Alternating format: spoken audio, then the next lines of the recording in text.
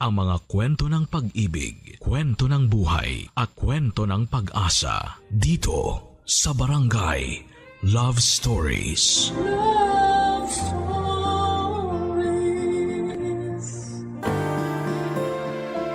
Ang pagmamahal ay hindi palaging may kapalit. Dahil mas mahalaga na minamahal mo ng buo at totoo ang isang tao. Kahit ikaw na lang ang lumalaban. Ikaw kabarangay, kaya mo bang ipagpatuloy ang pagmamahal kahit na ikaw na lang ang naniniwala? Dear Papa Dudut, sa buhay natin ay palaging may isang taong nagbibigay ng kulay at direksyon sa atin.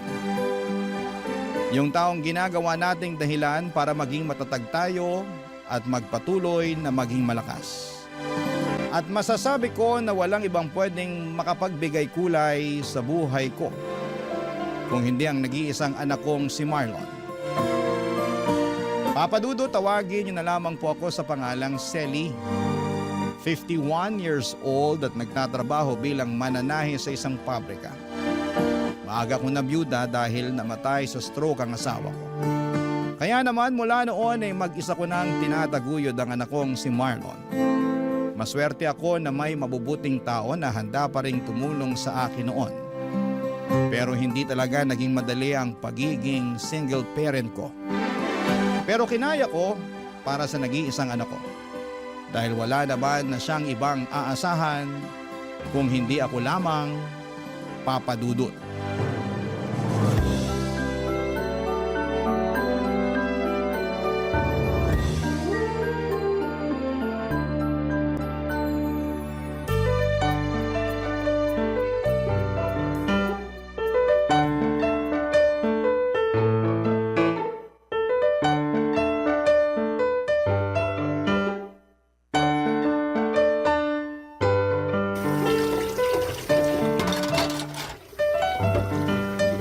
Ma, tulungan ko na po kayo sa pagliligpit nyo dyan sa lababo. Ay, kaya ko na to, Marlon. Asikasuhin mo na lang yung mga natirang bisita mo sa sala.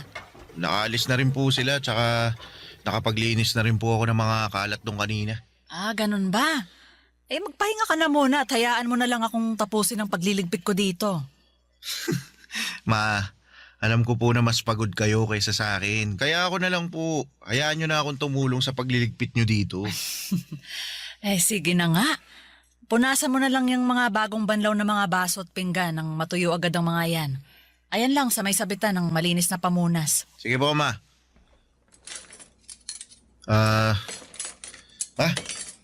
Thank you po pala sa paghahanda nyo para sa pagtatapos ko ng high school.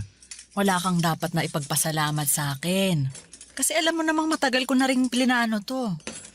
Ilan buwan pa lang bago ang graduation mo, tinanong na kita kung anong mga pagkain ang gusto mong lutuin ko para sa espesyal na araw na to. Opo. At ang sabi ko po sa inyo noon, ayos lang sa akin kahit hindi na tayo maghanda para hindi na kayo mapagod sa pagluluto. At hindi ako pumayag kasi espesyal na araw to para sa ating dalawa. Yung araw na nakapagtapos ka ng high school at natupad mo ang isa sa mga pangarap ko para sa'yo. Ang totoo, Ma, nahihiya nga po ako sa inyo eh. Ha? Eh bakit naman? Eh, kasi po wala naman po akong kahit na anong award na may regalo sa inyo. Sino namang may sabi na kailangan mong magka-award para may mairegalo ka sa akin? Narinig ko lang po yun sa mga kaklase ko na honor students. Na ang regalo daw po nila sa mga magulang nila yung academic awards na natanggap nila sa graduation namin. Eh akin na nga muna yung pamunas at gagamitin ko muna sa mga kamay ko. Sige po, Ma, ito. Alam mo, anak, malaki ang regalo na binigay mo sa akin sa araw na to. Ang regalo na nakapagtapos ka ng pag-aaral mo.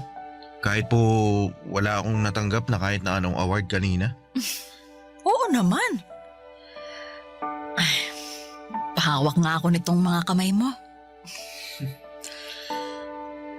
Anak, hindi mo kailangan na magkaroon ng kahit na anong award o kahit matataas na grade para mapasaya ako. Mas importante sa akin na alam ko kung paano mo pinagsumikapan ng lahat para matapos mong pag-aaral mo. Salamat po, Ma. Kasi na-appreciate nyo rin po yung effort na ginawa ko para makatapos ng high school. Ay ako ang dapat na magpasalamat sa'yo, Marlon. Salamat kasi sinuklian mo ang lahat ng ginawa kong pagtatrabaho para sa pag-aaral mo. Salamat sa high school diploma na regalo mo sa akin. Basta ma, pagbubutihan ko pa po lalo ang pag-aaral, lalo na sa kolehiyo. Pangako po ma, ako naman po ang babawi sa inyo. Papadudot nung nabubuhay ang asawa ko ay simple lang ang buhay namin.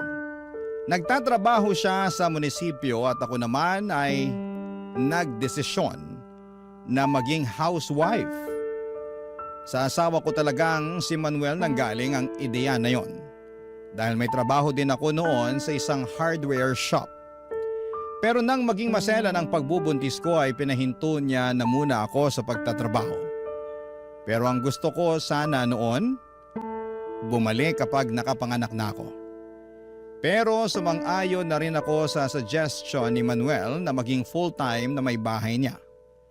Gusto niya rin na matutukan ko ang pag-aalaga hindi lang sa kanya, kung hindi pati na rin sa anak naming si Marlon. Naging mabuting asawa at tatay ang asawa ko, Papa Dudut. Hindi man kalakihan ang sweldo niya pero nagagawa naming pagkasyahin yon sa lahat ng gastusin dito sa bahay. Pareho kasi kaming hindi maluho ng asawa ko, Papa Dudut. Kaya naman ang gastos namin ay para lang sa mga importanteng bagay o kaya ay sa mga espesyal na okasyon. Simple lang ang buhay namin pero masasabi kong masaya at kontento talaga kaming pamilya. Kaya naman nang mawala si Manuel ay ginawa ko pa rin ang lahat para hindi maramdaman ni Marlon ang malaking pagkukulang sa buhay namin, Papa Dudut.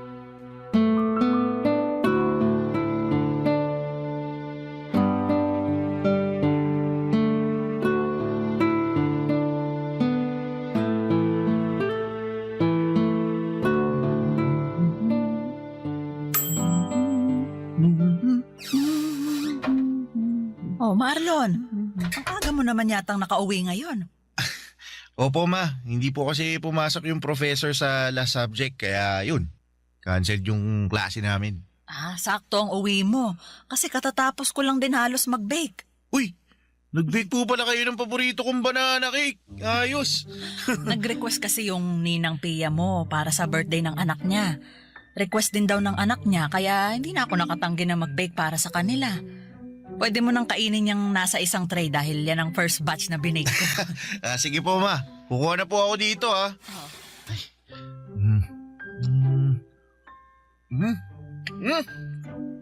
Grabe naman po mo, napakasarap talaga nitong banana cake na gawa nyo, ayos. Anak, para namang ngayon mo lang natikman ang banana cake na binibake ko. Iba po kasi yung pagkaka-bake nyo ngayon, sobrang sarap. Ma, hingi pa ako ha. Kumuha ka lang sa tray na yan kasi para sa'yo talaga yan. Mauubos ko po yung buong tray na to ma. Eh kahit ubusin mo pa yan, meron pang extra na tray ng banana cake para sa'yo. Buti na lang at napaaga yung uwi ko ngayon. Masusulit ko yung napakasarap na binake nyo ma. Eh alam mo, kanina ko pa napapansin ha, parang napakasaya mo ngayon ha. May gusto ka bang ikwento sa akin, Marlon? Halata po ba ma? Hindi lang halata. Kung hindi halatang halata talaga. Ano bang nangyari at ganyan kakasaya? Wala naman po kakaibang nangyari kanina sa university. Pero may gusto po pala akong itanong sa inyo. Ano yon, Marlon? Paano po kayo niligawan ni Papa noon? Seryosong tanong ba talaga yan? Opo, kasi bigla po akong na-curious sa sa love story niyong dalawa. O sige, sasagutin ko na ang tanong mo. Ang papa mo kasi, hindi mahiyain tapos makulit na parang ikaw. Mahilig siyang magbigay ng mga regalo pero hindi yung mga mamahaling bagay. Kung hindi yung mga simpleng bagay na alam niyang makakapagpasaya sa akin, kagaya ng mga bulaklak na pinipitas niya sa mismong bakuran ng bahay nila, O kaya prutas at gulay mula sa tanim nila. O yung mga pagkain na siya mismo ang nagluto. Ang effort naman po pala ni Papa sa mga regalo niyo sa inyo. Oo. Kasi ang sabi niya, gusto niya na lahat ng bagay na ibibigay niya sa akin, totoong pinaghirapan niya. Yun daw kasi ang paraan niya para patunayan na seryoso siya sa panliligaw na ginagawa niya sa akin. Ikaw ba, anak? May napupusuan ka na bang babae na gusto mong ligawan? Po? Ako po? Oo. Ay, ikaw lang naman ang anak ko at nag-iisang kausap ko ngayon dito sa kusina. Sino ba yung babaeng nagugustuhan mo? Ano po Kaklase mo ba yan? hindi po, pero estudyante rin po siya sa university na malapit sa amin.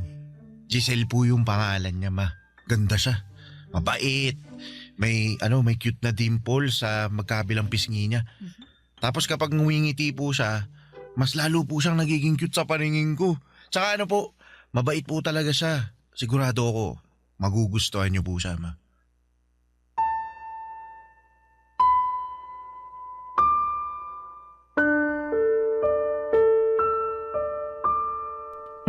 Papadudot masasabi kong maswerte ako sa anak kong si Marlon. Malaking tulong yon para kahit papaano ay gumaan ang responsibilidad na dinadala ko noon. Kasi masipag siyang mag-aral at matyaga sa mga bagay na ginagawa niya. Wala man siyang academic awards na naiuuwi sa bahay o naipapakita sa akin. Sapat na yung alam kong hindi niya pinapabayaan ang pag-aaral niya. Yun naman ang importante para sa akin. Yung nagiging responsable siya sa ginagawa niya. Bukod sa pag-aaral ay mahilig din siyang mag-basketball. Yun na halos ang pinakalibangan niya noon. May mga oras pa nga na dinadala niya sa bahay ang mga kaibigan niya at tuwang-tuwa ang mga ito kapag nagluluto ako ng pagkain, lalo na kapag nag-bake ako ng banana cake. Hobby ko na rin kasi ang pagbe-bake noon kapag may libreng oras ako. At ang banana cake na binibake ko ang pinaka-paborito ni Marlon. Sinabi pa nga ng mga kaibigan niya na dapat daw ay nagbe-business ako ng pagbebenta ng banana cake. Pero hobby ko lang talaga yon, Papa Dudut, kaya hindi yon pumapasok sa isipan ko. Barangay Love Stories. Barangay Love Stories.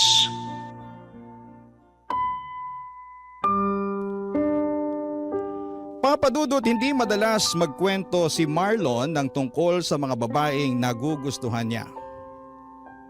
Naririnig ko lang sa mga kwentuhan nila minsan na may mga kaibigan niya na nag-uusap kapag nakatambay sila sa bahay.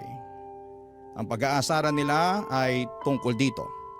Kaya na magkwento na sa akin si Marlon ay natuwa talaga ako. Kasi yun ang unang beses na ginawa niya yon. Nararamdaman ko kaagad na medyo malalim ang pagkagusto niya kay Giselle. Kasi iba ang mga ngiti sa labi niya habang nagkukwento tungkol dito. Papadudot, madalas din na hawak niya ang cellphone niya kapag nasa loob siya ng bahay. Nakangiti habang nakaharap dito.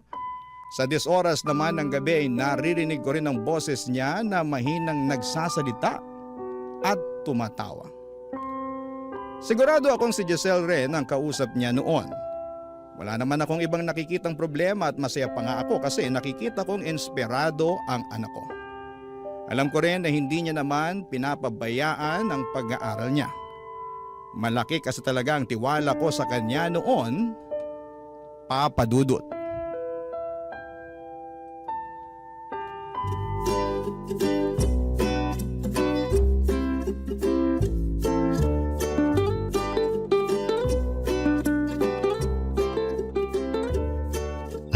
Masasabi mo sa sinigang na hipon na luto ni Mama? Masarap, Marlon. Pinilig ka sa sarap, di ba? Parang ganun na nga. Sabi ko naman sa iyo masarap magluto yung mama ko. Mamaya matitikman mo yung napakasarap na banana cake na palagi niyang binibig. Nirequest ko talaga yun para sa iyo. Naku, kapag natikman mo yun, makakalimutan mo talaga yung pangalan mo. Totoo ba yan, ha? Marlon, Oh. baka naman masyado nang mag-expect si Giselle na masarap ang binibake ko na banana cake, ha? Bakit? Masarap naman po talaga, ma. Ang dami na nga pong gustong umorder at maging reseller ng binibake nyo eh. Kayo na lang po talaga yung tumatanggi sa kanila. Alam mo naman na hobby ko lang ang pagbibake na ginagawa ko, Marlon. Pareho po kayo ng mommy ko, tita. Mahilig din po siyang mag-bake. Talaga? Ano yung madalas na binibake ng mami mo?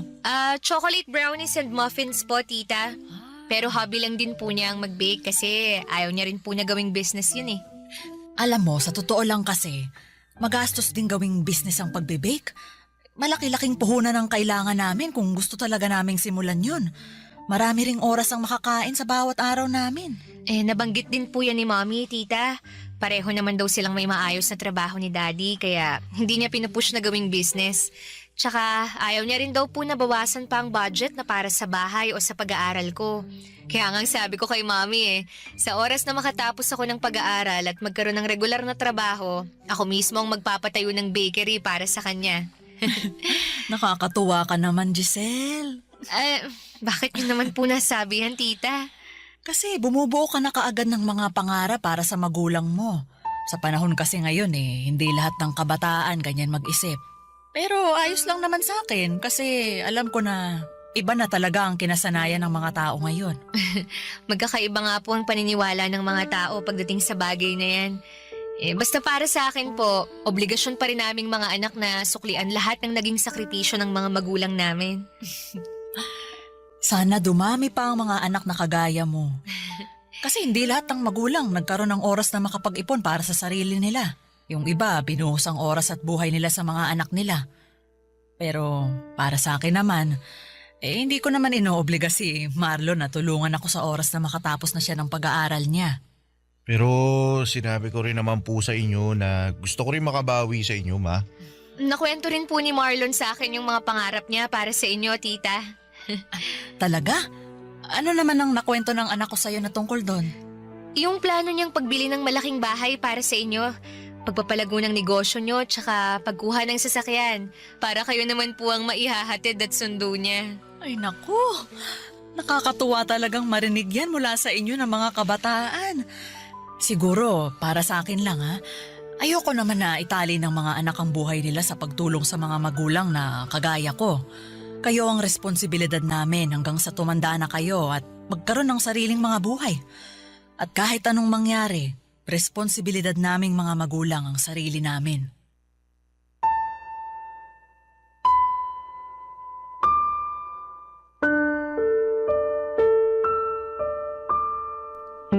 Papadudot masasabi kong magandang dalaga si Giselle lalo na sa personal. Nakita ko na siya sa mga pictures sa cellphone ni Marlon. Hindi siya katangkaran, payat, maputi ang kutis at palangiti ang mga labi niya. Mabait at magalang din siyang makipag-usap sa akin noon. Naramdaman ko na nahihiya pa siya sa akin dahil panay ang gamit niya ng po sa tuwing magsasalita siya. Nakwento nga ni Marlon na bago pa man sila makarating sa bahay, ilang beses pa raw na napatigil sa paglalakad si Giselle at nagtanong tungkol sa akin. Ang sabi niya sobrang kinakabahan daw talaga ito na makilala ako. Halata talaga yon sa boses niya noong magkausap kami. Pero hindi naman nagtagal noon at naramdaman ko na kahit papaano ay nagiging magaan na ang loob niya na kausap ako. Sa unang beses na nakilala ko ng personal si Giselle bilang nililigawan ng anak ko ay nagustuhan ko na kaagad siya. Para kay Marlon, naisip ko kaagad na makakasundo ko siya dahil nakikita ko ang sarili ko sa kanya. Kagaya ko ay nag-iisang anak lang din pala siya ng mga magulang niya. Pangarap niya na makapagtapos ng pag-aaral at matulungan ng papa at mama niya. Naniniwala raw kasi siya na kailangan niyang suklian ang lahat ng sakripisyo ng mga ito sa kanya, Papa Dudut. Kaya noon pa lang ay natutuwa na kaagad ako dahil mukhang maayos na babae ang napiling ligawan ng anak kong si Marlon, Papa Dudut.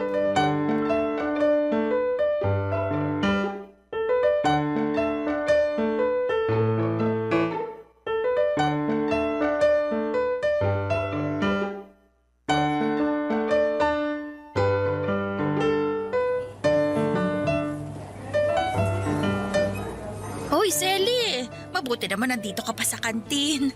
Patapos ka na bang kumain? Ay, hindi pa, Pia. Halos kakasimula ko lang din mag-lunch. Ay, naku sakto, may kasabay pala akong kumain. Oh, nagbabaon ka pa rin pala ng pagkain mo. Oo, mas tipid eh. Ayan din ang nasa isip ko, kaya palagi rin akong may baon para sa lunch break natin. Ay, maiba ako, no? Kumusta na nga pala yung inaanak ko?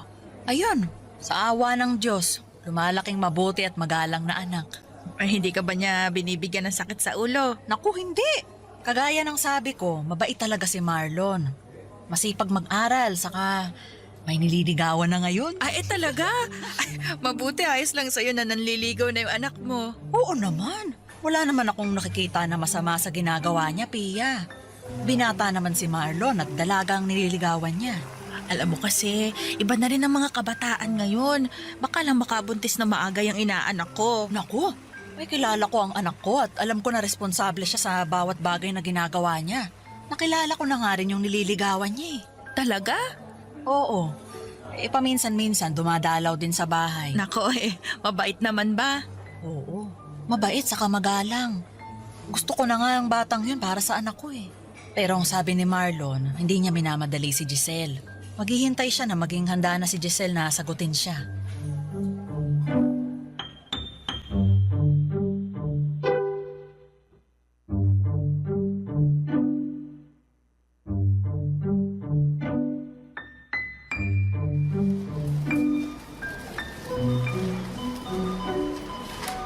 Wala na ba tayong nakalimutan na isama dito sa grocery cart natin, Marlon? Mukhang wala na pong kulang, ma. Nandito na po lahat ng nasa listahan na pinakita nyo kanina. Mabuti naman. Pumwesto na tayo dun sa may pinakamaikling pila na cashier para makapagbayad na tayo. Sige, ma. Tara po.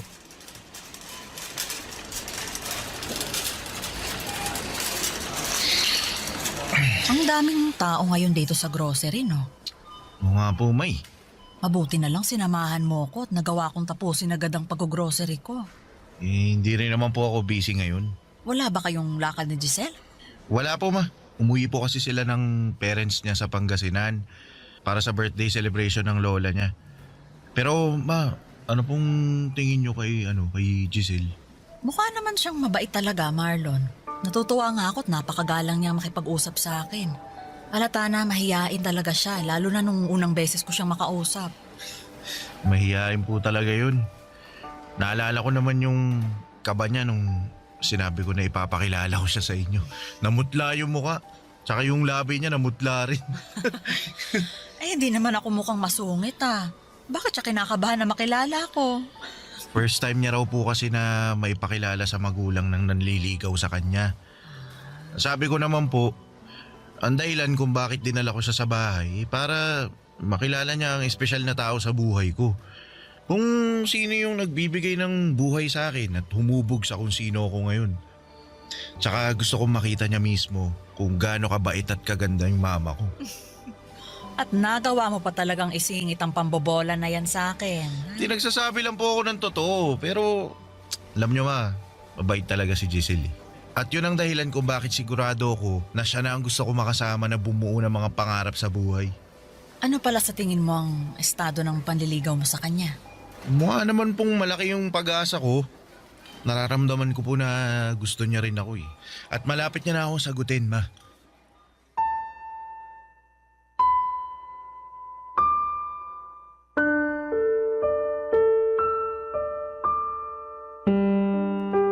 Papadudot kagaya ng sinabi ko kanina, yun ang unang pagkakataon na may naikwento sa akin si Marlon na tungkol sa babaeng nagugustuhan niya. Natuwa ako dahil mas nagiging open na siya sa akin tungkol sa personal na buhay niya. Kahit malapit kami sa isa't isa ay hindi naman kasi namin na pag-uusapan ng tungkol sa bagay na yon. Naisip ko pa nga na kung nabubuhay ang asawa kong si Manuel ay baka mas makapagkwento pa sa kanya si Marlon. Pero nang magsimula na nga siyang magkwento sa akin ay iba ang saya na nararamdaman ko. Para bang mas naging close pa kami, lalo na nang magkwento pa siya ng ibang mga bagay tungkol kay Giselle. Ang saya lang makinig sa mga kwento niya at makita siyang inspirado dahil po sa isang tao. Halos hindi nawawala ang ngiti sa mga labi niya, lalo na kapag hawak niya ang cellphone niya, lalo na kapag kausap niya doon si Giselle, Papa Dudut. Barangay Love Stories. Barangay Love Stories. Papa Dudut, masasabi ko na nagmana si Marlon sa asawa kong si Manuel pagdating sa kung papaano sila magmahal ng isang babae. Kagaya ni Manuel ay nakita ko noon na palaging gusto ni Marlon na kausap si Giselle, mapa-text o tawag man. Ganon din kasi si Manuel sa akin noon, Papa Dudut, dahil hindi pa uso ang cellphone noong panahon namin. Madalas akong tinatawagan ni Manuel sa telepono ng bahay namin at madalas din siyang dumadalaw noon sa bahay namin, lalo na noong nililigawan niya pa lamang ako. Kaya naman ayos lang sa akin sa tuwing magpapaalam si Marlon na aalis ng bahay o malilate ng uwi dahil pupuntahan niya si Giselle sa bahay nila. At sa tuwing magkukwento si Marlon ang tungkol sa panliligaw na ginagawa niya kay Giselle, nakikita ko ang kakaibang kislap at saya sa mga mata niya. Bagay na nagbibigay din ng saya sa akin kasi ramdam ko noon kung gaano niya kamahal si Giselle, Papa Dudut.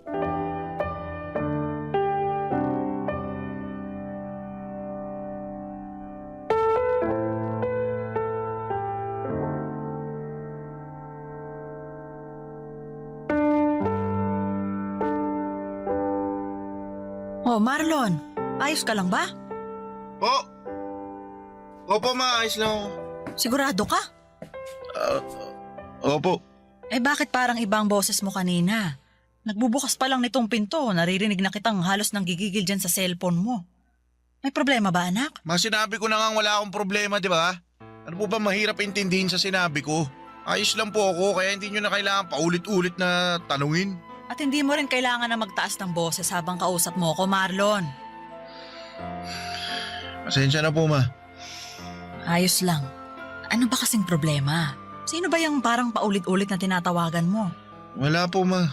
Yung kaklase ko lang po yung tinatawagan ko kasi may kailangan ako itanong tungkol sa research paper namin eh.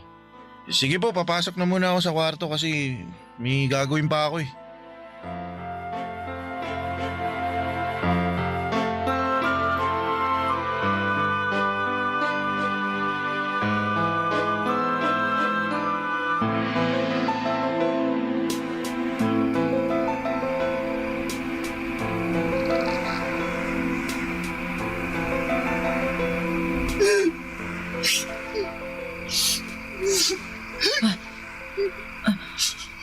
Sino ba yung umiiyak ngayon ng 10 oras ng gabi? Teka, parang boses ni Marlon yun ah. Ay, makabangon na nga muna nang mapuntahan ko siya.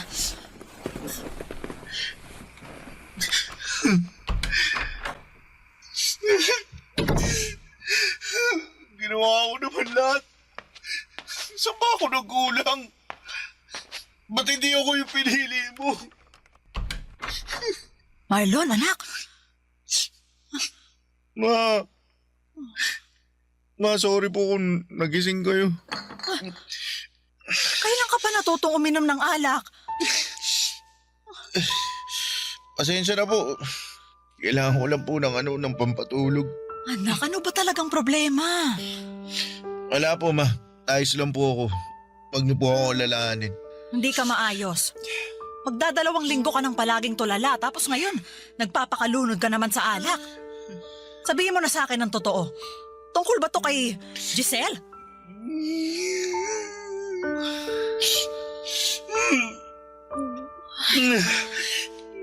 Nag-away ba kayo ni Giselle?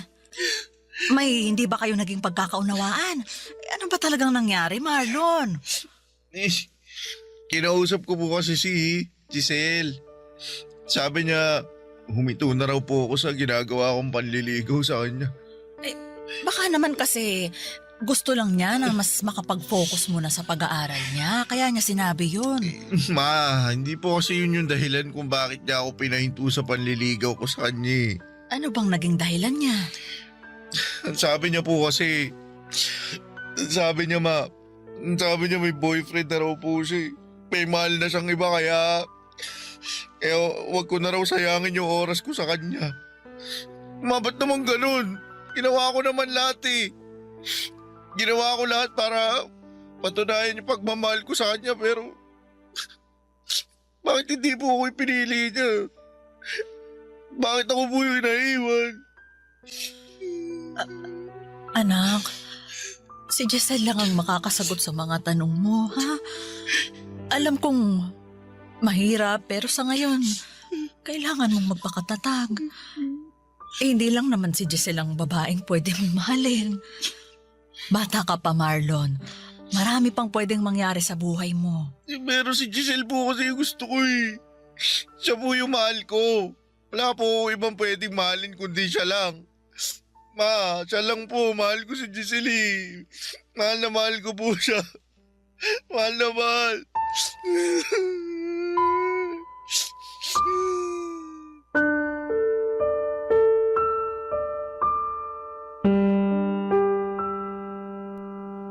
Papadudod, alam kong napakabata pa ni Marlon para maramdaman ang totoong pagmamahal para sa isang babae. Marami pa siyang iba na pwedeng makilala at mahalin. Pero sa totoo lang, umasa na rin ako noon na sanay si Giselle na rin ang makatuluyan niya sa hinaharap. Dahil sa ilang beses na dumalaw ito sa bahay, nakita ko kung gaano siya kabait at kagalang. Kaya pati ako ay nalungkot nang malaman ko na hindi niya kayang suklian ang pagmamahal ng anak ko. Na may iba na siyang minamahal kaya pinatigil na niya si Marlon sa panliligaw sa kanya. Nang mga sumunod pang araw noon ay nakita ko ang tila pagbagsak ng mundo ni Marlon. Palagi siyang walang ganang kumain, tulala sa sala kapag uuwi galing sa trabaho, at ang pinakamasakit yung naririnig ko siyang umiiyak gabi-gabi sa kwarto niya.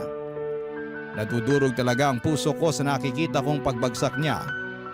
At ginawa ko po ang lahat para maiparamdam sa kanya na lilipas din ang lahat ng sakit na nararamdaman niya. Na hindi lang kay Giselle titigil ang mundo niya, na magagawa niyang makausad kahit paunti-unti. Kaya lang ay bago pa man niya magawa yun ay tila sumuko na mismo ang katawan niya. Dahil isang umaga ay hindi na lamang siya nagising. Papadudot.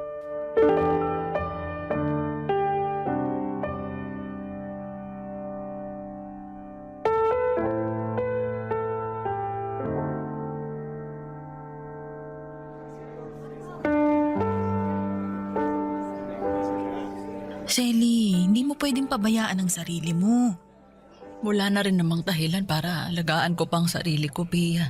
Huwag mo namang sabihin yan. Wala na si Marlon eh.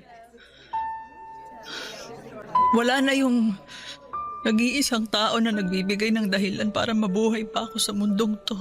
Selly, Dapat ako na lang yung namatay eh. Dapat ako na lang yung hindi nagising. Dapat ako na lang ang nandyan sa kabaong na yan. tama na yan. Huwag ka magsalita ng ganyan. Alam mo, Pia, akala ko talaga okay na si Marlon. Na kahit paano, nakakausad na siya. Magkasabay pa kaming naghapunan noon. At nakita ko na rin siyang ngumiti ulit. Yun pala. Yun na ang huling beses na makikita ko siyang nakangiti. Pia, napakabata pa ng anak ko. Napakabata pa niya para mamatay. May dahilan kung bakit maaga siyang kinuha ng Diyos. Isipin na lang natin na hindi niya na mararanasan pa yung ibang paghihirap sa mundong ito. Selly, lakasan mo lang loob mo, ha? Kailangan mas lalo kang magpakatatag ngayon. Tita Selly, Giselle, anong ginagawa mo dito? nakikiramay po ako. Ikaw? Nakikiramay? Ang lakas naman talaga ng loob mong pumunta talaga dito sa burol ng anak ko. Selly, uminahon ka. Paano ko hihinahon kung nasa harapan kong dahilan kung bakit namatay ang anak ko? Tita, wala po akong kasalanan. Wala! Sigurado ka? Kung hindi mo pinaasa ang anak ko, hindi siya masasaktan ng sobra. Hindi ko po pinaasa si Marlon. Kung hindi mo siya pinaasa, sana hindi ka na lang pumayag na ligawan ka niya. O sana, hindi mo na lang pinatagal ang panliligaw niya sa'yo. Giselle, alam ko namang hindi mo obligasyon na mahalin ang anak ko. Hindi mo obligasyon na suklian ang pagmamahal niya sa'yo, pero sana, hindi mo na lang siya pinaasa. Sana hindi mo na lang sinayang ang pagmamahal niya sa'yo. Kaya umalis ka na dito! Umalis ka na! Selly! Huwag mong itulak si Umalis Giselle! ka na dito! Selly! Sandali lang po. Gusto ko lang pong makita si Marlon kahit saglit lang. Wala kang karapatang makita siya dahil ikaw ang dahilan kung bakit nandyan siya sa kabaong na yan! Umalis ka! Umalis ka Tita, na! sorry po. Hindi ko po gusto na mangyari sa kanya to. Hindi ko po gusto mawala si Marlon. Sorry po, Tita. At hindi na rin umubuhay ng mga sorry mo si Marlon! Selly, tama na. Huminahon ka na. Umalis ka na dito, Giselle! At ayoko nang makita yung pagmumukha mo kahit kailan! Naging mabait sa'yo si Marlon. Wala siyang ibang ginawa kung hindi ang mahalin ka. Pero sinaktan mo lang siya. At ikaw ang dahilan kung bakit siya namatay. Ikaw ang pumatay sa anak ko, Giselle. Kaya umalis ka na bago pa kita kaladkarin palabas ng pamamahay ko. Umalis ka na!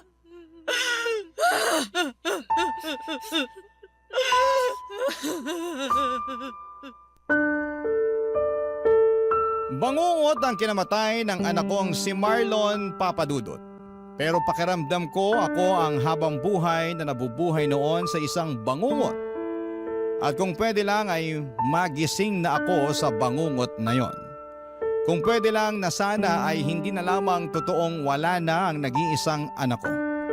Hindi totoong iniwanan niya na ako. Kaya lang kahit na anong kurot o sampal pa ang gawin ko sa sarili ko. Kahit na anong kirot pa ang maramdaman ko ay hindi na mababago pa ang katotohanang wala na si Marlon. Naalala ko pa ang huling gabi na nakausap ko siya.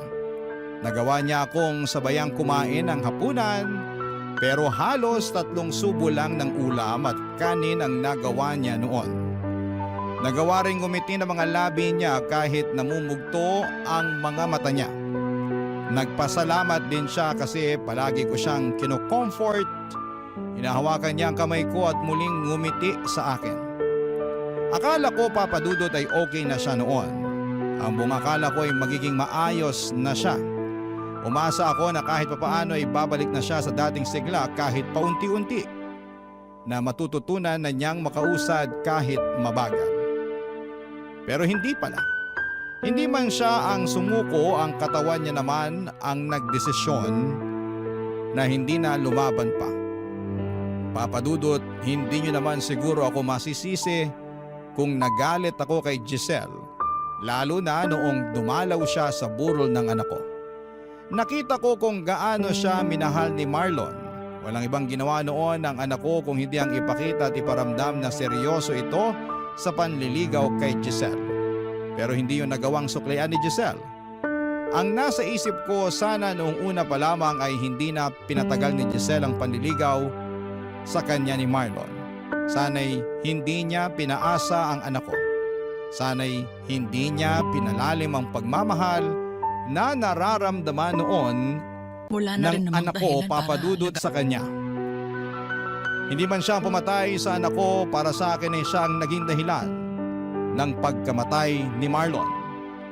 2 taon na ang nakakalipas mula nang mawala si Marlon pero parang kahapon lang nangyari ang lahat. Parang kahapon lang niya ako iniwanan. At umaasa ako na sa paghilom ng sugat ng puso ko, Papa Dudut, dahil sa pagkawala niya, ay maghilom din ang galit na nararamdaman ko para kay Giselle. Dahil alam ko na hindi rin gugustuhin ng anak ko na patagalin ang nararamdaman kong galit para sa babaeng sobra niyang minahal. Salamat po sa pagbasa ng aking liham at sa mga kagaya ko na nawala ng minamahal sa buhay. Naway makausad tayo at matutong magpatawad sa mga nakapanakit sa atin. Ang inyong kapuso at kabarangay forever, Selly. Anong say mo sa Barangay Love Stories na ito? Pagkwentuhan natin sa comment section yan. Barangay Love Stories. Love Stories. May mga pagsasama na mabuti at merong masama. Kaya nga importante na maging matalino tayo sa pagpili para sa huli ay wala tayong pagsisihan. Ikaw kabarangay, gaano ka kahandang pagtiisan ng isang tao para lamang mapanatili ang inyong relasyon? Dear Papa Dudut, magandang araw po sa inyo at sa mga kabarangay natin na katulad ko ay itago nyo na lamang sa pangalang Maureen. 34 years old at nagtatrabaho bilang supervisor sa isang private company sa Cavite. Ang totoo niyan ay kakadiscover ko pa lamang ng programa ninyong Barangay Love Stories simula ng magka-pandemic. At aaminin kong sobra po akong nagandahan sa kapapakinig. Dahil nakakapulot po ako ng mga aral at inspirasyon sa buhay mula sa mga storyang ibinabahagi ng ating mga kabarangay. Sa bagay, laging sinasabi sa akin ng mga magulang ko na bukod sa mga sarili nating experience, mahalaga po na matuto rin tayo mula sa ibang tao. Ako man ay may sariling karanasan at aral sa buhay na nais na ibahagi kaya nga ako sumulat dito. Marami rin po kasi akong pinagdadaanan, Papa Dudut. Bata pa lamang ay plinano ko na po ang buhay na dapat ay meron ako bago ako tumungtong ng 30 years old. Kaya nga tulad ng payo sa akin ng parents ko ay nag-aral po akong mabuti at nagtapos. Dahil sa pagsisikap, tiyaga at pagdarasal ay nagkaroon po ako ng magandang trabaho. Bukod doon ay nagkatotoo din po ang isa pang hiling ko sa Diyos. Matapos niyang ibigay sa akin sigab para maging karagdagang inspirasyon ko sa buhay.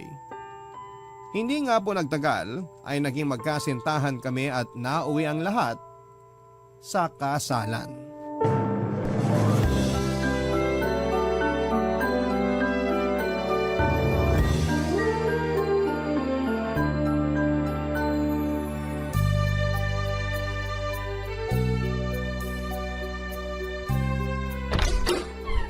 Ay, nakakapagod naman ang araw na to. Sobrang traffic pa pauwi. Oh, darling, nandiyan ka na pala. Pakis nga. Mwah. Grabe, darling. Amoy isda ka naman. Amoy isda talaga ako. Katatapos ko lang magprito ng isda dun eh. Tara na sa mesa para makakain ka na. Sa itsura mo mukhang sumaba ka sa matinding gera eh. Hindi lang matindi. Sobrang tindi. Ay, pero teka, mamaya na tayo kumain. Papahinga muna ako dito sa sofa ha. Ay, grabe. Nakaupo rin sa malambot na sofa. Kung alam mo lang upong sexy na ako dun sa jeep kanina. Sinabi ko naman sa'yo na mag-taxi ka na. Usog ka, tatabihan kita. O ayan. Akin yung mga binti mo, mamasahihin ko. Uy, grabe naman. Ayos lang. Upo lang ang katapat nito. At saka baka pagod yung mga kamay mo, darling. Mapasma ka pa. Wala namang kaso sa akin. Gusto ko lang makatulong ibsan yung nararamdaman mo. Tsaka, magaling kayang magmasahe tong kamay ko. Alam mo yan. Puro ka talaga kalokohan. Okay nga lang ako. Huwag ka na mag-abala. Maiba nga pala tayo. Kumusta naman ang araw mo dito? Ayun, okay naman. Nasira yung lababo kanina kaya inayos ko. Tapos nakapaglaban na rin ako at nakapagpatuyo. Mamaya ko na lang tutupiin yung mga damit natin pagkatapos natin kumain. Tapusin ko yun habang nanonood tayo ng TV. Naks naman, napakabait naman ang asawa ko. Mabait lang? O syempre masipag din. Yan ang gusto ko sa'yo eh. Pero nakalimutan mo rin sabihin na gwapo. Ano ba yan? Namihasa ka naman yata. Ganun talaga. Pero alam mo, darling, sa totoo lang, nakakapagod din yung mga ginawa ko rito sa bahay. Kahit na mukhang kinaya ko at natapos ko, lawit pa rin ang dila ko. Ibang klase. Ayoko maging ganito hanggang tumanda ako. Alam mo naman na wala ka pang nahahanap na bagong trabaho, di ba? Hayaan mo, kapag may mapapasukan ka na, hindi mo na naman gagawin ang mga gawaing bahay na yan. Ngayon lang naman yan habang naghihintay pa tayo ng tawag mula dun sa mga kumpanya na inaplayan mo. Kung bakit kasi ang tagal-tagal nilang tumawag. Nakakainip din kayong maghintay dito sa bahay natin. May iba namang tumatawag pero hindi mo pinupuntahan kapag ini-schedule ka ng interview, di ba? Di sana may trabaho ka na ngayon, darling. Kaya ako nga hindi pinupuntahan kasi alam kong pangit. Paano mo naman nasabi hindi mo pa nga pinupuntahan? Basta alam ko lang. Nagsisisi nga ako kasi nag-apply pa ako sa kanila eh. Kaya nga nitong nakaraan, nire-research ko muna ng husto yung company bago ko magpasa ng resume. Para kapag may schedule na ng interview, pupunta na lang ako. Kaso yun nga, kung kailan naman sigurado na ako sa kanila, mukhang sila naman ang alanganin sa akin. Basta, huwag ka lang mawala ng pag-asa na makakahanap ka rin ng trabaho na para sa'yo talaga. Hindi talaga. Alam mo iniisip ko, kawalan nilang isang tulad ko. Di ba magaling naman ako? Oo naman. Okay, Tams? Kaya kawalan talaga nila kapag di nila ako kinuha. Asset kaya ako sa mga kumpanya nila. Sa galing ko ba namang to? Oh, paano? Kain na tayo, darling. Medyo nagugutom na kasi ako eh. O sige, ako rin. Biglang nagutom at nadoble ang pagod ko.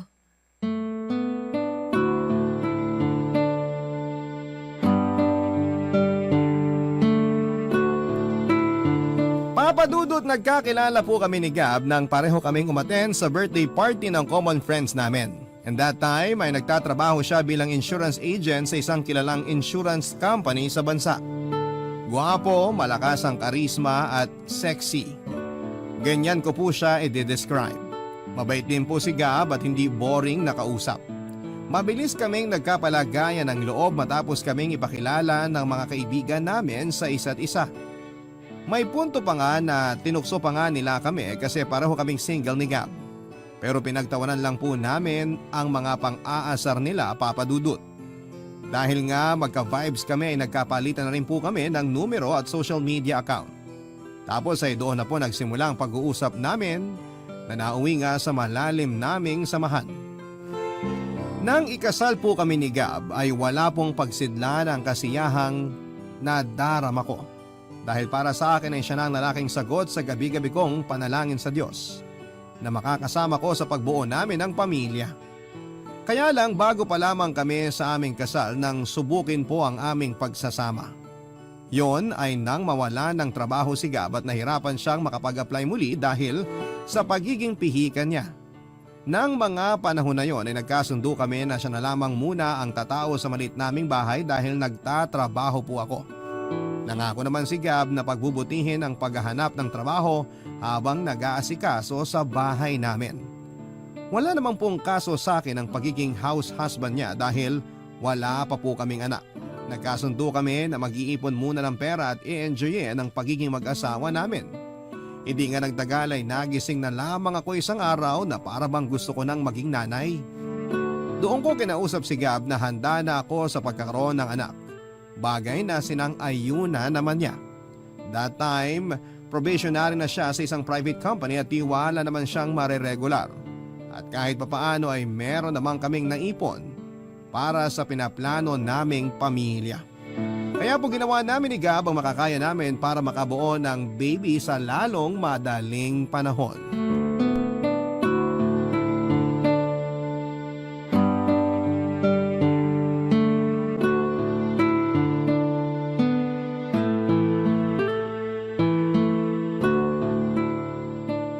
Ay, bakit negative na naman? Ano? Wala na ba talagang pag-asa? Oh, darling. Bakit nakasimangot ka dyan? Sinong hindi sisimangot? Tingnan mo nga itong result ng PT ko, oh. Negative na naman. Tingin nga. Oo nga, no? Ibig sabihin hindi ka pa rin buntis, darling. Ganun na nga. Nalulungkot lang ako. Pangilang PT ko na to. Pero ganun pa rin yung resulta. Bunga, akala ko pa naman this time makakabuo na tayo. Ginagawa naman natin ang lahat pero bakit parang ang hirap? Ay, hindi ko rin alam ang sagot sa tanong mo. Pero hayaan mo na lang siguro. Hayaan? Ano ibig mo sabihin na hayaan ko na lang? Hayaan. Yun bang kung dumating, okay. Kung hindi, okay pa rin. Ikaw nang may sabi. Ginagawa naman natin ang lahat, di ba? Para makabuo tayo ng baby. Kaso mukhang hindi pa to yung time para magkaanak tayo, darling. Kaya ang suggestion ko, hayaan mo na lang. Nandun na tayo sa sinasabi mong hayaan. Kung dumating, okay. Kung hindi, okay pa rin. Kaso bakit parang ayos lang sa'yo? Ha? Ano pinagsasabi mo? Sa tono mo kasi mukhang wala kang pakialam kung magkaanak man tayo o hindi eh. Kasi sabi mo hayaan na lang. Alam mong hindi totoo yan, Maureen. Kung hindi totoo, hindi mo rin sana sasabihin na hayaan na lang natin. Kasi hindi ka ba nakakaintindi? Gusto ko na nga magkaanak tayo eh. Tapos ayaw pang ibigay sa atin. Hindi naman natin pababayaan ang magiging baby natin ah. Palalakihin naman natin siya na maayos at saka aalagaan ng mabuti. Bakit ba hindi marinig ng Diyos yung panalangin natin? Bingi ba siya? Dinami mo pa talaga ang Diyos sa kabaliwan mo? Hindi ako baliw. Nagsasabi lang ako ng feelings ko. Pwes, ayusin mo yung feelings mo dahil nakakainis. Lalo ko lang tuloy na patunayan na wala kang pakialam sa nararamdaman ko dahil sa inaasal mo gabi. Alam mo, napipiko na ako sa'yo. O bakit ka nagagalit? Dapat ako yung magalit sa ating dalawa kasi ako yung binabaliwala mo. Wala akong binabaliwala rito, Maureen. Masyado ka lang praning mag-isip. Pwede ba? Kung frustrated ka dahil hanggang ngayon negative pa rin na result ang pregnancy test mo, pwes huwag mong ibaling sa akin. Nananahimik ako rito tapos bigla mo akong aawayin? Ano ka, baliw? Baliw na kung baliw! Pero masama bang gustuhin ko na magka-baby na tayo? Hindi nga masama. Pero ang masama yung questionin mo ang proseso. Alam mo, kung sisirain mo lang umaga ko, mabuti pa pumasok na ako sa trabaho. At least doon hindi ako bubungangaan ng katulad ng ginagawa mo. Alam mo hindi kita bubungangaan kung inaayos mo lang sana yung mga sinasabi mo. Maayos ako. Ikaw ang magulo. Hay naku, ewan ko sa'yo! Umalis ka na nga! Sinisira mong umaga ko! Ikaw ang sumira sa umaga mo, no? At aalis na talaga ako kahit hindi mo sabihin. Panira ka ng araw. Bad trip ka. Tawagin niyo na po akong desperada pero nagkakaedad na po ako, Papa Dudut. At alam naman natin na mahirap sa mga kapwa ko kababaihan ng makabuo o magdala ng sanggol sa sinapupunan habang tumatagal. Bukod doon ay nakaplano na po sa akin na magka-baby pagtungtong ko sa edad na 26 years old. Para naman meron pa po akong lakas at pagkakataon na alagaan ang anak ko. Pero dahil nga sa paulit-ulit na pagkabigo na makabuo kami ni Gab ay pinanghinaan po ako ng loob at nagduda para sa plano sa amin ng Panginoon. May punto na kunesyon ko ang pagkababae ko dahil na rin sa kung papaano tratuhin ni Gab ang sitwasyon namin. Para po kasing hindi mahalaga sa kanya ang feelings ko at ang pamilya na bubuuin namin. Hanggang sa isang beses ay may nakapagpayo po sa akin na magpakonsulta sa doktor para malaman kung may diferensya ang matres ko, Papa Dudut. Tapos ay doon ko po na-discover na meron akong PCOS. Yun po ang dahilan at tanging hadlang para magkaroon kami ng baby ni Gab sa lalong madaling panahon. Kung daw na ako na palaging negative ang nakikita ko sa resulta ng pregnancy test. Samantalang wala po akong Barangay Love Stories. Barangay Love Stories. Nang mga panahon na yon ay aminado ko na nawala na ako ng gana na isang araw ay makakabuo kami ng baby ni Gab at matutupad ang pangarap kong magkaanak. Kaya nga pareho naming ginugol ang mga panahon namin sa pagtatrabaho. Pero sa aming dalawa ni Gab ako po ang mas focus dahil may hinahabol akong promotion. Samantalang happy-go-lucky lang sa trabaho niya ang mister ko. Nasabi ko po yon dahil lang dami po niyang panahon para sumama sa mga barkada niya na uminom sa labas o lumaboy. May mga pagkakataon na natutulog ako mag-isa sa kama dahil busy si Gab sa pakikipaglaro sa mobile games sa mga kasamahan niya o di kaya ay kung ano-ano pa pong mga gawain na hindi ko namamalaya na unti-unti na palang nagpapalayo sa amin bilang mag-asawa. Hindi naman po ako mahigpit sa asawa ko. Sa katunayan, ako rin po ang nagsasabi na sumama siya sa mga katrabaho niya tuwing may labas sa mga ito para hindi naman niya maramdaman yung lungkot kapag mag-isa sa bahay namin dahil nasa opisina pa ako at napapadala sa pag-overtime. Malaki po ang tiwala ko sa mister ko at hindi ako yung klase ng babae na may pagkasilosa. Siguro sabihin na natin na wala akong panahon na isipin ang bagay na yon dahil busy po ako sa pagtatrabaho. Kaya lang ay muli na naman pong sinubok ang pagsasama namin ni Gab bilang mag-asawa nang kung kailan na-promote na ako sa trabaho bilang supervisor ay saka naman siya natanggal sa opisina nila dahil sa pagiging irresponsableng empleyado. At syempre hindi po ulit naghanap ng bagong trabaho si Gab, sa halip ay bumalik siya sa pagiging taong bahay.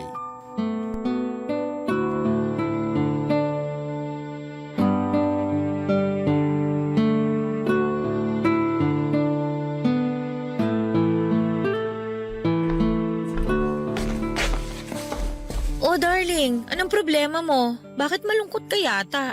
Ay, ano kasi darling? Malaki talaga ang problema ko. Gab, alam mo naman na mag-asawa tayo, di ba? Pwede mong sabihin sa akin ang gumugulo dyan sa isip mo. Nahihiya kasi ako, Maureen. Ayoko na sanang idamay ka pa rito. Bakit ka naman mahihiya sa akin? Katulad nga ng sabi ko, asawa mo ko. Pwedeng-pwede nating pag-usapan kung ano man yung mga problema mo. Ang totoo kasi niyan, na-ospital si nanay at kailangan ko ng tulong pinansyal. Kaso wala naman akong maiabot dahil wala akong trabaho. Pakiramdam ko nagkukulang ko sa kanya bilang anak niya. Sama-sama akong anak. Ay, alam mong hindi totoo yan. Hindi ka masamang anak dahil lang hindi ka nakakapag-abot ng tulong ngayon sa kanila. Ikaw na nga may sabi, wala kang trabaho, wala kang pagkukunan ng pera.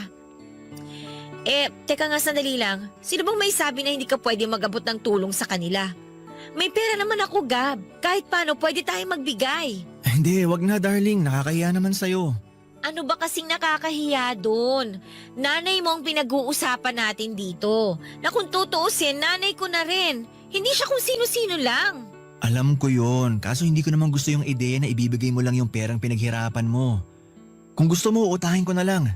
Babayaran ko na lang kapag nakaluwag-luwag na ako. Hindi mo na kailangang gawin yon. Hayaan mo na lang ako. Kasi pakiramdam ko nga wala na akong silbi. Tapos lalo mo lang pinamukha sa akin na wala akong kwenta. Ano bang pinagsasasabi mo?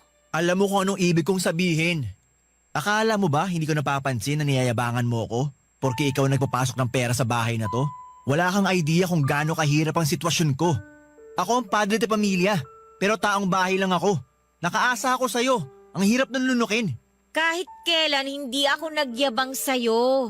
Ano namang mapapala ko kung gagawin ko yun? Mag-isip ka nga. Tsaka hindi ba kagagawan mo naman kung bakit ka natanggal sa trabaho?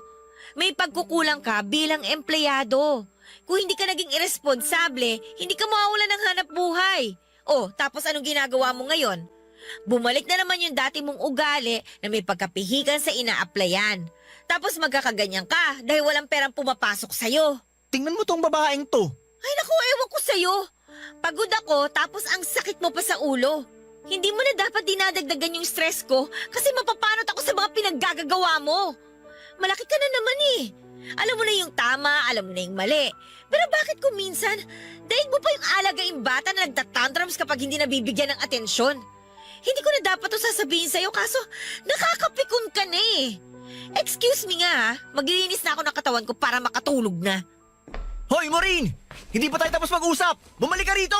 Ayoko kita makausap ngayong gabi. Sumasakit ang brain cells ko sa'yo. Hindi po nangyari na binayaran ako ni Gab, Papa Dudut, tulad ng pinangako niya sa akin. Pero hindi ko na rin naman siya siningil pa dahil hindi rin naman po isyo ang pera sa aming mag-asawa. Bukod doon ay pamilya naman niya ang tinutulungan ko. Kung tutuusin ay hindi na dapat niya utangin yon, kaya lang ay medyo mataas ang pride ni Gab. Kaya naman hinayaan ko na lamang siya sa gusto niyang gawin. Kaso hindi na nga po siya nakapagbayad, napadalas pa nang napadalas ang panghihiram niya ng pera sa akin kahit na hindi naman mahalaga ang pinagkakagastosan niya. Madalas kasi luho lang talaga tulad ng bagong sapatos, damit o di kaya ay cellphone. Doon na po ako nagsimulang ma-stress, Papa Dudut. Kasi ako rin po ang nagbabayad ng mga bills and other expenses namin sa bahay since wala siyang trabaho. Siyempre dahil mag-asawa kami ay kinausap ko po si Gab ng masinsinan. Pero imbes na mahinahon siyang makipag-communicate sa akin, ay nag-init po kagad ang ulo niya at sinabihan niya ako na pinagdadamutan ko daw siya o di kaya ay pinagmamalakihan porket ako ang may trabaho sa aming dalawa. At ako rin ang nagbabayad ng mga bills at bumibili ng pagkain namin.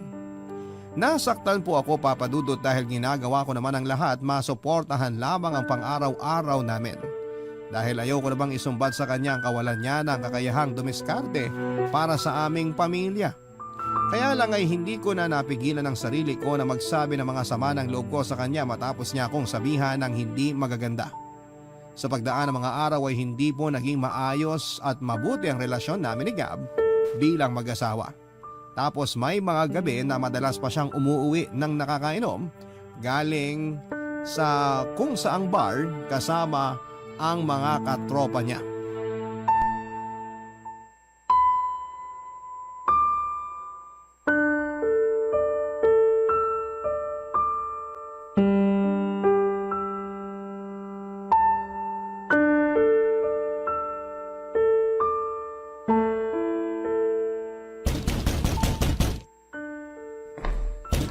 Sandali! Nandyan na!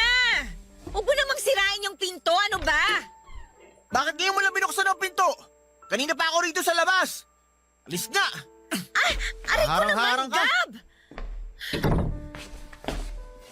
Ay, grabe.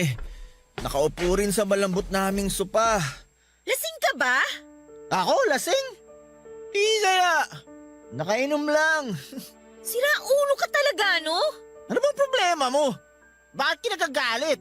Eh sino bang hindi magagalit? Pang ilang gabi mo na yung ginagawa. Ano ba talagang problema mo? Bakit pa na yung sama mo sa mga kaibigan mo para uminom? Alam mo ba na nag-aalala ako sa'yo? Iniisip ko kung nasan ka 10 oras ng gabi hanggang madaling araw kasi hindi mo man lang magawang sagutin ang tawag at text ko. Bakit ba? Sino ka? Nanay ba kita? Para sa kaalaman mo, malaki na ako. Kayang-kaya ko ng sarili ko kaya hindi mo na ako kailangan pagalitan ng ganyan. Ang bihira naman mo rin.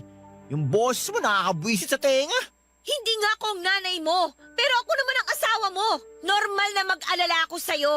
Tsaka hindi naman ako magkakaganito kung matino ka lang sana eh. Matino naman ako ah. Wala lang akong trabaho sa ngayon pero hindi ibig sabihin wala na akong kwenta. Lagi mo na lang pinamumukha sa akin na ganun akong klaseng tao. Kaya nakakawalang gana na eh. Alam mo ba yon? At kasalanan ko pa pala ngayon. Ayos ka rin eh, no? Sinong gusto mong sisihin ko? Yung kapitbahay natin? O yung tindero ng balot dun sa kanto? Wala ka talagang kwenta. Napakagago mong kausap. Huwag na huwag mo akong magsasalita ng ganyan ha! Gago ka! Gab, bakit mo naman ako sinampal? Ang ingay-ingay mo kasi! Hindi ba titigil yung bibig mo kakaputak? Gusto mo paduguin ko yan? Ano gusto mo? Sabihin mo lang, gagawin ko talaga! Lumayo ka sa akin, hayop ka! Ikaw ang hayop! Kasi kung tao ka, hindi ka putak ng putak. Dapat sa'yo pinapasakan ng basahan sa bunganga eh, para manahimik na! Tigilan mo nga yan, Gab! Ano ba? Oh, ano? Ha? Ano? Nasasaktan ako, sabi! Lumayo ka sa akin! Aray! Walang iya ka talaga! Lalo ko nahilo dahil sa ginawa mo! Wala akong ginagawa rito! Ikaw ang bigla-bigla na lang nananakit! Ano ba problema mo, ha? Kung hindi ka masaya sa buhay mo, huwag mo akong idamay, please lang! Tapos ang kapal pa na mukha mong isisi sa akin kung ano nangyayari sa buhay mo ngayon? Samantala sa pagkakatanda ko, hindi ako nagkulang kakapaalala sa'yo at kakasuporta sa'yo bilang asawa mo! Desisyon mo na hindi magbago para sa ikauunlad ng sarili mo! Nasa iyo yung problema, wala sa akin! Tapos nananakit ka pa! Kung tinitikaw mo na lang yung bibig mo, sana hindi ka na nasasaktan. Hintayin mo ako makatayo rito. Lagot ka talaga sa akin. Subukan mo! Ipadadampot kita sa mga pulis! Papa Dudut, yun po ang unang beses na pinagbuhatan ako ng kamay ni Gab, pero hindi yon ang unang beses na pinagsabihan niya ako ng hindi maganda. Kaya nga doble O sabihin na po nating triple yung sakit at kirot sa dibdib ko dahil sa kagagawan lahat yon ng taong pinakamamahal ko. Siyempre, pinatawad ko pa rin po si Gab nang mahimasmasan siya at nangako sa akin na hindi na niya yon uulitin.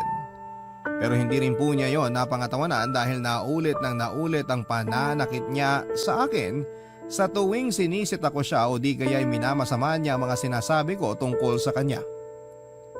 Papa Dudut, mahal ko po si Gab. Malaki po ang pagpapahalaga ko sa kasal namin pero aminado ako na tahimik po akong nasasaktan sa mga ginagawa niya at pinaparamdam niya sa akin. Kung nagkulang man ako bilang asawa, inihingi ko na po yon ng kapatawaran sa kanya. Pero bakit parang kahit na anong gawin ko, pinaparamdam pa rin niya sa akin na hindi sapat ang mga nagawa ko at nagagawa ko.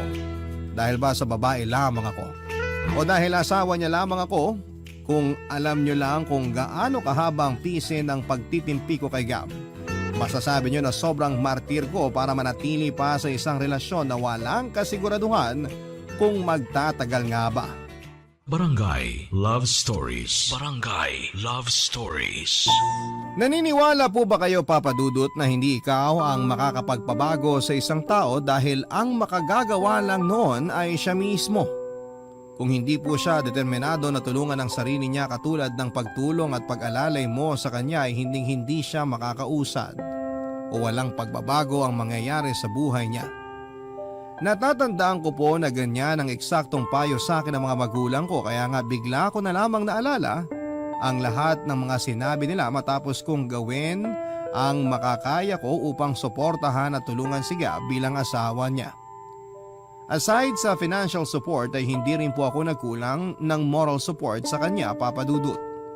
Kaya nga lang ay hindi ko po talaga kinakitaan ang kahit na kaunting kusa ang mister ko para tulungan ang sarili niya. Dumating po ako sa punto na napapatanong na lamang ako sa sarili ko kung may saysay pa ba ang pakikisama ko sa kanya at ipaglaban ang kasal namin kung siya mismo ay hindi nag-e-effort para sa relasyon naming dalawa.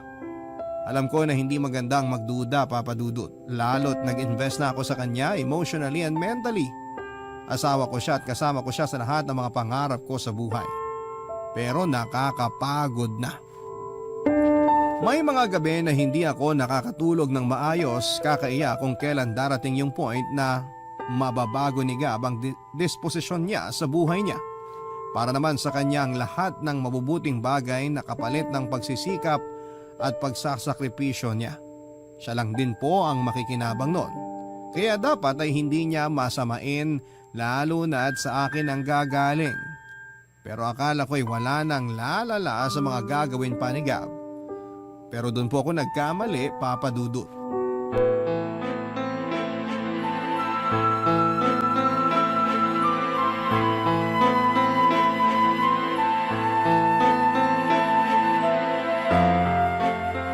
Gab! Ano to? Ano ba yan? Ikaw ang tinatanong ko! Bakit may foil sa damitan mo, ha? Saan mo ito ginagamit? Ano ba pinagsasabi mo? Akin na nga yan. Nagtutupi ako ng mga damit mo tapos nakita ko na lang to dun sa drawer mo. Sabihin mo nga sa akin, nagdodroga ka ba kaya ka may ganito? Ano? Sagutin mo kung lintik ka! Ano kasi, Maureen? Kailan pa? Darling, Tinatanong kita kung kailan pa, Gab! nito lang nakaraang buwan, pero isang beses lang naman yun. Sinong ginagago mo? Sa palagay mo maniniwala ako na hindi mo na yung ginagawa samantalang meron kang ganito sa damitan mo? Kaya palagi kang hingi ng hingi sa akin ng pera? Tapos sa ganito lang napupunta? Pabayaan mo muna kasi ako magpaliwanag. Ano pa bang paliwanag mo? Alam ko na kasi kung saan pupunta ang usapan na to eh. Ang ending, ako na naman yung sisisihin mo. Na kesyo kasalanan ko yung mga kamalasan mo sa buhay. Na masyado akong pakialamera samantalang hindi naman ako ang nanay mo. Na kapag hindi kita pinagbigyan sa gusto mo, kinokontrol ko na yung buhay mo. Di ba yan lagi mong sinasabi sa akin? Ang kapal-kapal ang mukha mong gumawa ng ganitong klase ng katarantaduhan imbis na pagtuunan mo ng atensyon yung relasyon at pamilya natin. Hindi ko maintindihan, nasa na ba yung utak mo? Nandiyan pa ba sa ulo mo o nasa talampakan mo na? Kasi kung nag-iisip ka, alam mong hindi to gawain ng matinong tao! Nagawa ko lang naman yun kasi pinilit ako ng mga kaibigan ko. Ano ba yan, Gab? Hinayaan mo lang na kontrolin ka ng mga taong yon? Tsaka, paano mong natatawag pa rin silang kaibigan? Samantalang hindi naman sila mabuting impluwensya sa'yo. Hindi ko na talaga alam ang gagawin ko o sasabihin ko sa'yo kasi ako yata ang unang mababaliw sa atin. Para ako nag-aalaga ng bata na nasa katawan ng matanda. Please lang, ayusin mo ang buhay mo bago ka pasirain ang bisyo mo. Inaayos ko naman pero... Pero ano? Puro ka na lang dahilan. Ang hirap kasi sa'yo. Hindi ka consistent sa ginagawa mo. Yung gana mo, good for one day lang tapos bukas expired na. Nahihirapan na akong intindihin ka sa totoo lang. Tapos, lalo mo lang pinasakit ang ulo ko matapos kong malaman itong pinaggagawa mong ungas ka. Papa Dudut, dumating po ako sa punto ng buhay ko na parang gusto ko na lamang sampalin ang sarili ko ng maraming beses nang sa ganon ay magising na ako sa katotohanan na hinding-hindi na magbabago si Gab kahit na anong tulong ang gawin ko. At matapos ko ngang malaman ang iba pa niyang bisyo bukod sa paglalasing ay mas lalo lamang akong nadismaya sa kanya, Papa Dudut. Bigla-bigla ay nag-flashback sa akin yung mga sakit at hinanakit na ibinigay niya sa akin sa loob ng aming relasyon. Kaya mas lalong-lalo akong nakumbinse na wala ng pag-asa na magkakaayos pa kami. Pero dahil may pagkatanga ako ay pinatawad ko po ulit si Gab, Papa Dudut. Pero sa kondisyon na magbabagong buhay na siya at hindi na niya isasangkot ang sarili sa ganong uri ng bisyo. Kaso ay hindi ko na alam kung ilang beses nang nangako si Gab tapos sa huli sisirain lamang niya mga sinabi niya at hindi po niya tutuparin.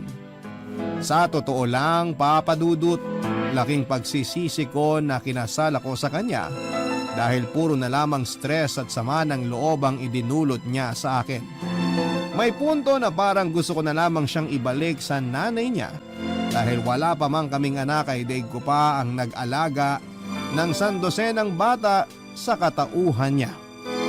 Ang sabi nila ay darating at darating ka rin sa punto na magsasawa ka na kahit mahal mo pa yung tao ay mas gugustuhin mo na lamang na lumayo sa kanya dahil wala ka nang nararamdaman na pagpapahalaga sa relasyon ninyo. Kundi dahil pagnanatili ka pa sa pakikisama sa kanya. Baka makita mo na lamang ang sarili mong hubot-hubad na naglalakad sa kalsada. At yun po ang eksaktong naramdaman ko nang muli ay isangkot na naman ni Gab ang sarili niya sa isang gulo kung saan ay napaaway siya at pansamantalang nakulong. Kinailangan ko pa po siyang tubusin sa presinto at grabe ang kahiyan ang inabot ko para maareglo ang kanyang nagawang kaso.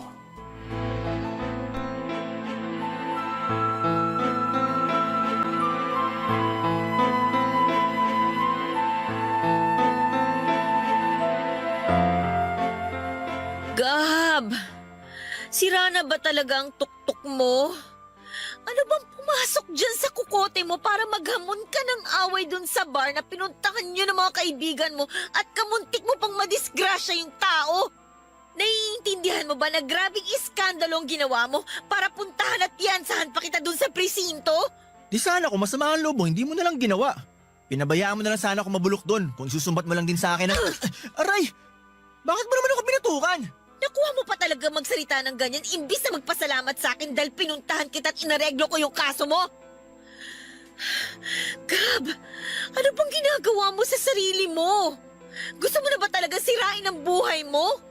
Desidido ka na ba talaga mabulok sa kulungan at doon na tumanda?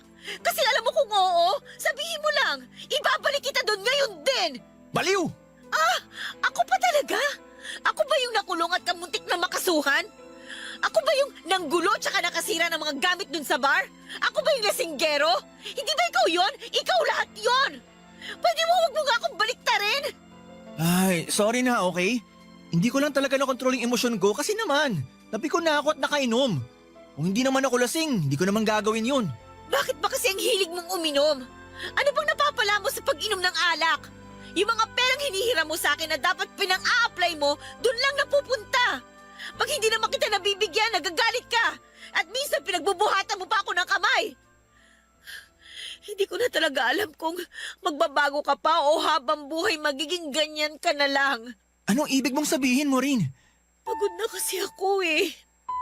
Pagod na ako. Inuubos mo yung pagkatao ko. Ubus na ako sa'yo. Para akong kandilang nauupos. Buti nga wala tayong anak kasi alam mo kung meron. Tapos ganyan ka pa kapasaway. Eh baka tumalo na lang ako dun sa tulay o di kaya nagbigti na lang ako para magpakamatay.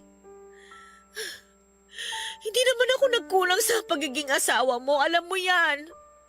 Pero may mga gabi na tinatanong ko yung sarili ko. Hanggang kailan? Hanggang saan kita kayang pagtiisan? At pagkatapos nga nitong ginawa mo, narealize ko na ayoko na makisama sa'yo. I'm sorry pero gusto ko na maghiwalay tayo ng landas. Ha? Maureen naman, please. Huwag ka naman ganyan, oh. Darling, baka nabibigla ka lang. Seryoso ko, Gab.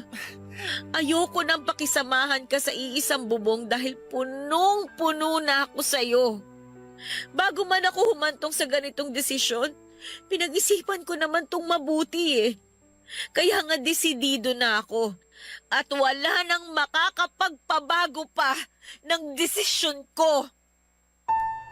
Mahal ko po si Gab pero mas mahal ko ang sarili ko kaya humantong ako sa ganong klase ng pagpapasya, Papa Dudut. At alam kong alam ni Gab na kapag nagbitaw ako ng ganong salita, ang ibig sabihin nun ay seryoso ako at handa ako ng pangatawanan yon. Nang araw na yon ay sinabihan ko po si Gab na mag-alsabalutan na at umuwi na sa bahay ng mga magulang niya. Ako po ang may-ari ng bahay kaya ako ang mas may karapatan sa bahay na yon.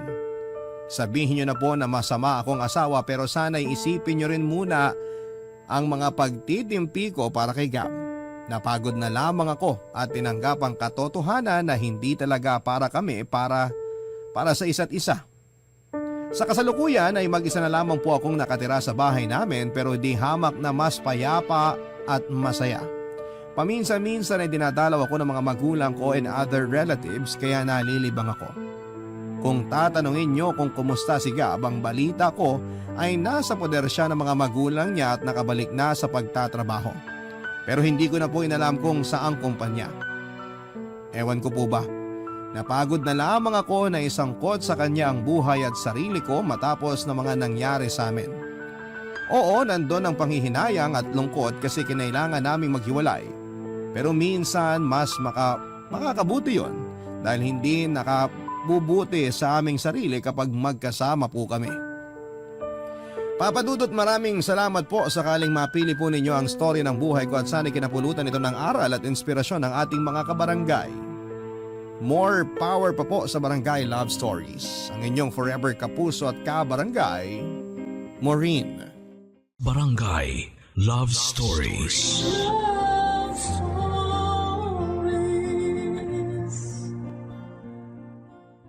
Barangay LS 97.1. 97.1. Number 1. Forever.